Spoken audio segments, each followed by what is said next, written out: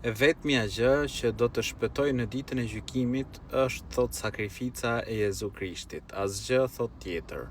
Por kusur ka ai me u vrarë për mëkatet e mia. Jezusi nuk vdiq sepse kishte kusur, por sepse zgjodhi të jap jetën e tij për dëmshurisë ndaj nesh. Jezusi tha, askush nuk më merr jetën, por unë e jap me dëshirë. Pra, Jezusi nuk është viktim, ai është shpëtimtari që dha gjithçka për ty dhe për mua. Sepse pa Jezusin, në fakt, secili prej nesh do paguaj vetë pagën e mëkatit. Dhe Bibla thotë, në fakt, që paga e mëkatit është ndarje e përjetshme shpirtërore nga Perëndia. Pastaj Zotja nuk kishte mundësi me na fal gjithëve. Pa lënduar, pa dënuar dikënd. Zoti ka mundësi me fal.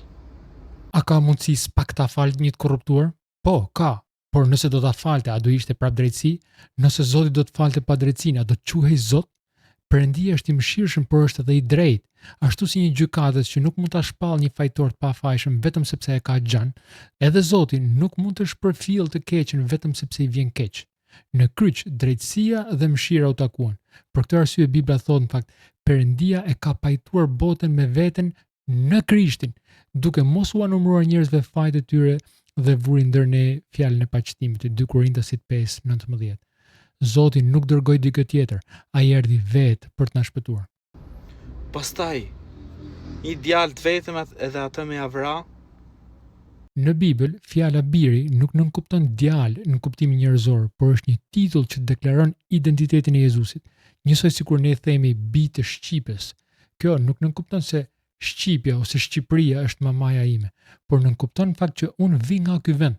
Jezusi e quajti veten biri i Perëndisë, por e quajti edhe biri i njeriut, për të na treguar ne identitetin e tij të plot si Zot edhe si njeri. I bie që ka, pra sipas këtij besimi, me qenë Zoti shumë i dobët. Mos me arrit me i fal robt edhe me shpëtu jetën e tij. E kundërta është e vërtetë. Në kryq, Zoti tregon forcën më të madhe që ekziston, forcën e mëshirës dhe faljes.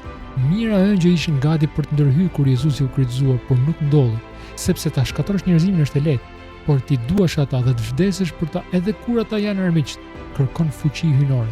Kjo është arsye në fakt pse kryqi është shenjë e fuqisë së Perëndisë, jo e dobësisë, si thotë tek 1 Korintasit 1:18.